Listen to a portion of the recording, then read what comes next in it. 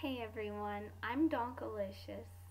You might be wondering how I got that name, Donkalicious, but it's a funny story actually. I had this really hot, sexy, gorgeous friend from Amsterdam named Ava, and I always liked my donk, and my name is Dawn. So she said, hey, let's call you Donkalicious, and it kinda caught on. This is my first YouTube video, so I decided to do a video about dealing with a cheating partner. Every woman or man has to deal with this shit at some point in their life, and it's a truly traumatic, humiliating event, especially if you're in the public eye like Sandra Bullock. I mean, come on, this woman is too fucking exquisite for words. And that jackass Jesse James fucked around on her with that Michelle whatever bitch, and she's a fucking model that even no one knew existed until she blabbed about fucking Sandra's husband. Now I must give credit where credit's due.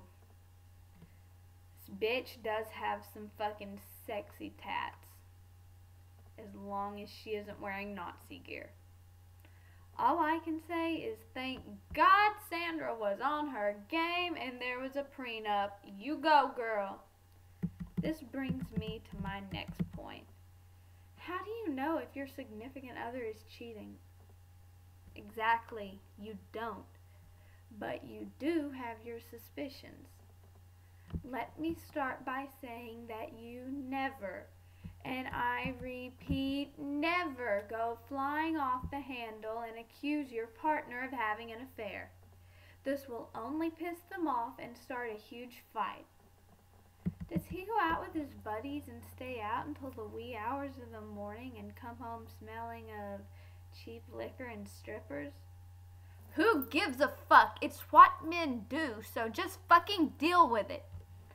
However, if he comes home wearing a shade of lipstick that you wouldn't wear unless you were going to a party at Flava Flav's house, you might be onto something. Now, in a monogamous marriage, if he spends more time out with the boys or at work than he spends with you, you may be boring him or not. According to men.webmd.com, only 8% of men said that sexual dissatisfaction was the main factor in their infidelity. However, 48% of men responded emotional dissatisfaction as the primary reason they cheated. This can only mean one thing, ladies. Pay attention to your fucking man. Cook for him, fuck him, massage him, snuggle with him, work out together, fuck him. And most importantly, always be there for him through everything, no matter what.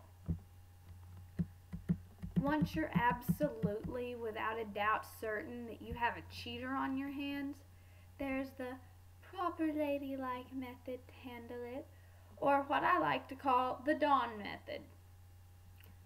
Let's start with the ladylike method, and when I say ladylike, I'm talking 16th century thy husband is thy keeper ladylike shit.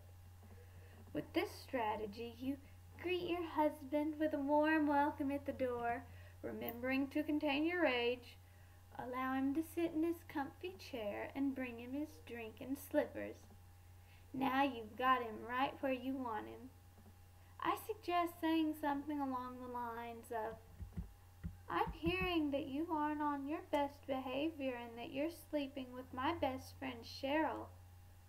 With you being so ladylike and all, he'll lie straight to your face and walk over you like a fucking doormat. Or you could go in the direction of the Dawn method. When he comes in late one night, have a nice big glass of red wine in your hand and be wearing a sexy dress. This will surely make him feel secure.